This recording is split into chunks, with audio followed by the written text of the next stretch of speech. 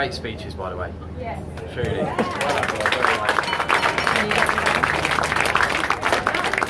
Good afternoon, ladies and gentlemen. Nice to see you all looking so splendid on this wonderful occasion.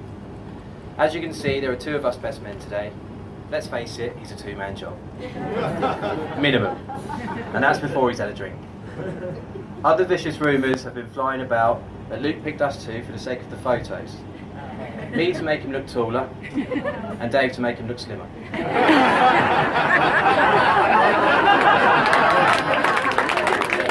He allowed me to say that. We love you, Craigie. So for anyone that doesn't know, I'm Owen, and this is Craig, known to many as Dave. Dave, would you like to start by telling everybody how we came to know this special couple? Right, firstly, I would like to thank Luke for giving me and Owen the honour of being his best men. An absolute pleasure to be involved in such an important day, not just for the newlyweds, but for me and Owen as well.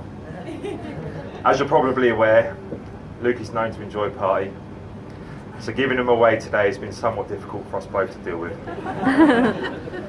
We were both worried that when he got married to Kira, this would be the end of his party days. That wasn't until we met the rest of the Purdy gang. After countless parties with this crazy but beautiful family, we're now convinced the party has only just begun. Now, before we start grilling Luke, I have to say, Kira, you look absolutely stunning today. You've come a long way from that Fila tracksuit we used to see you in 10 years ago. No, I'm only joking. It was a Mackenzie one. A big thank you to the bridesmaids and the groomsmen. You all look absolutely fantastic. Now, obviously going back on what Luke said, for those of you that don't know, Luke and Kira actually crossed paths when they were about 14 years old. Us lads would be out minding our business up Partridge Wreck when we'd often bump into Kira and her crew.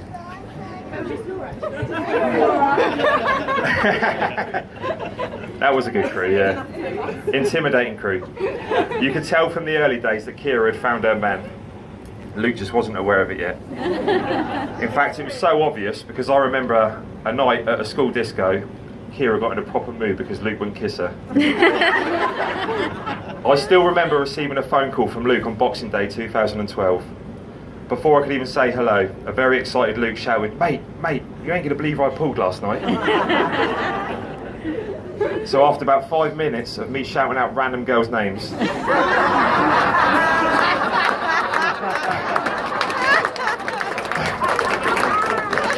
Luke had completely lost patience and shouted, Purdy! After we stopped giggling for about 5 minutes like 12-year-old girls, Luke continued to give me the details. Just kissing. So obviously, me and Owen have known Luke for a very, very long time, and finding stories about him has been the easiest thing we've had to do. Filtering them down to acceptable material has been somewhat difficult. Following on from what Luke has already mentioned in this speech, he does enjoy to urinate in random places. This started at an early age, as I have been unlucky enough to find out. After a few drinks at my mum's house, Luke had passed out in my bed. Having no other option than to get in with him, and after a few hours sleep, I woke up to an empty bed. In my hungover and confused state, I rolled over into what can only be described as a lagoon. An absolute monstrous puddle. I was swimming in it. Honestly, he's like a racehorse.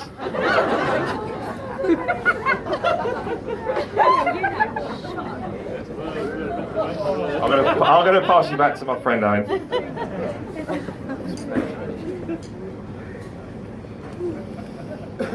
We all met around the same age, we went to school together, hung out with each other outside of school, played sports, and you get the idea, we have exceptional credentials to be best men. What can we tell you about this man? We talked about sports. If this man had been born in America, he would have definitely been the quarterback. You know that guy, really annoying, how they're really great at everything. He also, and I expect I'll get some groans for this, is super lucky. Dave?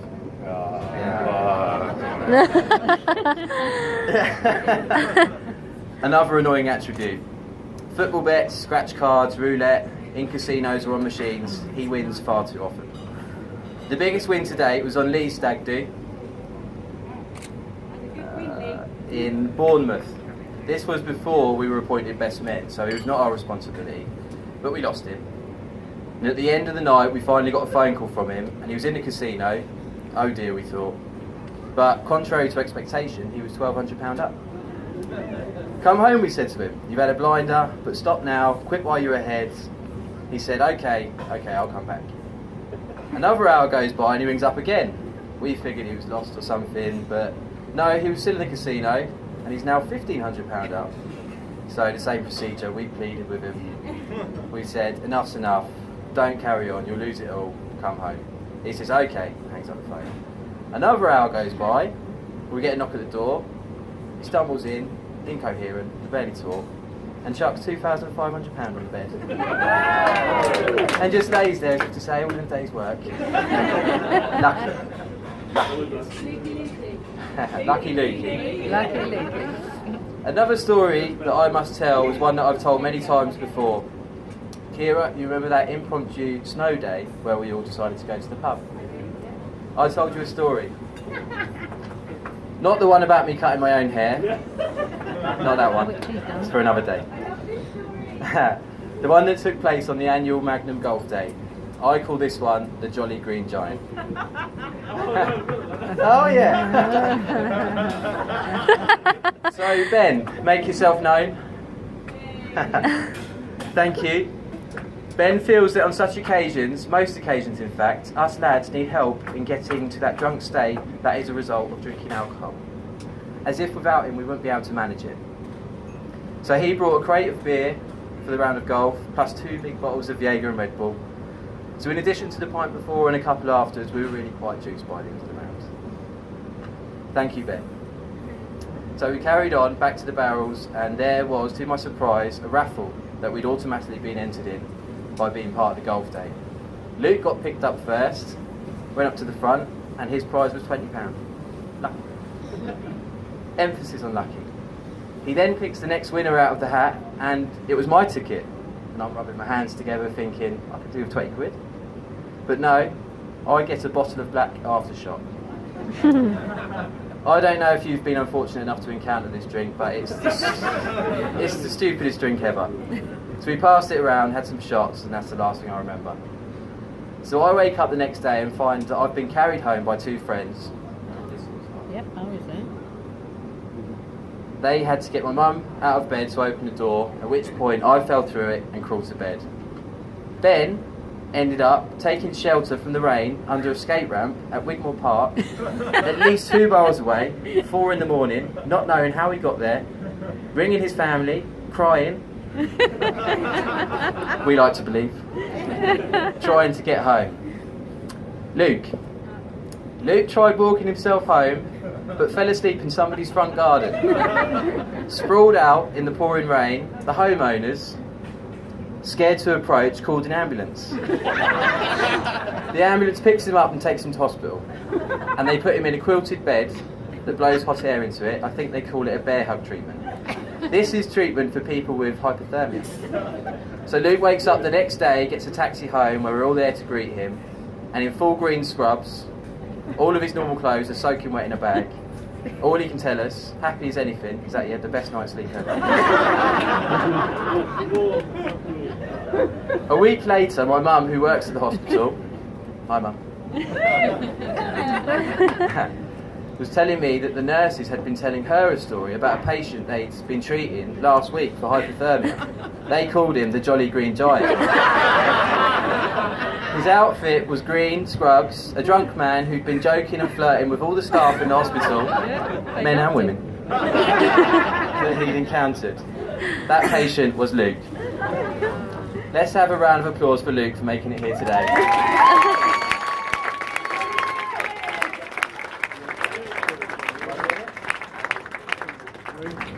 The stag do in true Radford style was a 5-day holiday. Nothing by halves. Not quite sure how we got away with that. But saying that, I think we got off lightly after hearing about the hen do. It was the first lads' holiday we'd had since the first lads' holiday we've had since Zante 2008. We decided we couldn't put into words how that holiday went, and we were all agreed that Luke got man of the match and we thought these two singular pictures of Luke summarised it perfectly. If I could grab if I could grab two good-looking volunteers from the tables, please. Matt, I'm going to choose you. And another volunteer, please. This is to emphasise what we know Kira loves company clothes. We just want these lovely pictures. Yes. This is Luke in Zante 2008. These are good. If you could just rest them on you and sort of walk them around. There is partial nudity, I will warn.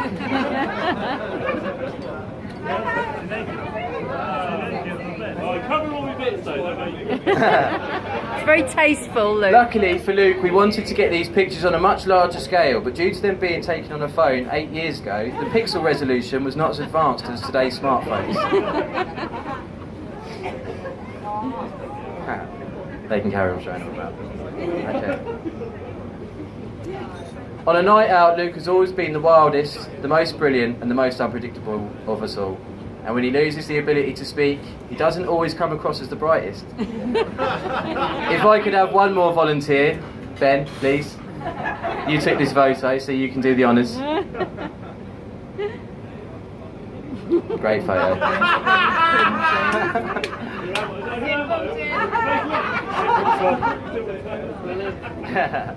This was Berlin, it's a couple of years ago. This is not a true reflection of Luke. This is not a true reflection of Luke. In his day-to-day life at home, he is the most switched on, intelligent and focused guy we know. Dave, pass it.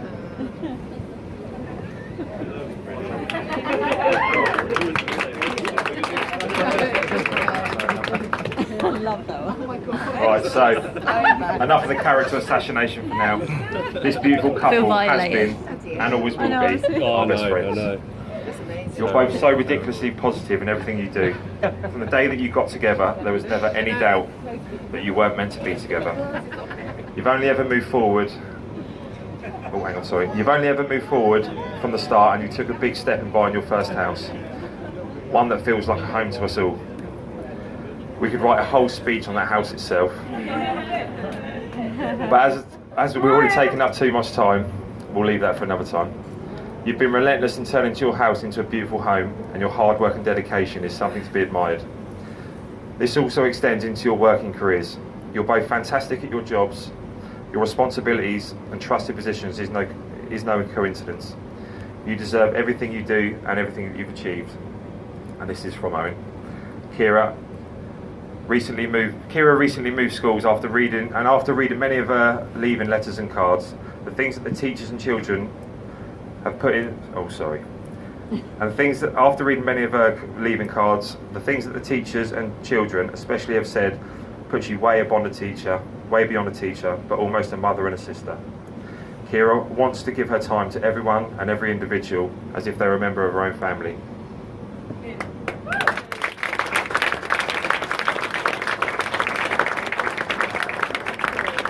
Luke, you have always been more than a friend to me and Craig. You've been a brother to us all. Your family, especially your mum, has put... See, I'm reading your bit now. That doesn't make sense. But with us for a very long time. Elaine, we couldn't ask for a better adopted mum, and we thank you for being so understanding when we were growing up. I honestly think Elaine slapped me more times than my own mother. But that was coming from Dave, really. She's never slapped me. Nor has your own mother. Bloody did. We wish you every happiness in life, and we will always be there for you guys as you've been there for us. We would like to finish with our favourite quote from Luke. Smile in the face of destiny. Yes. Still not sure what it means. If we can ask you to be upstanding one last time and raise a toast to the bride and groom, Mr. and Mrs. Radford. Cheers.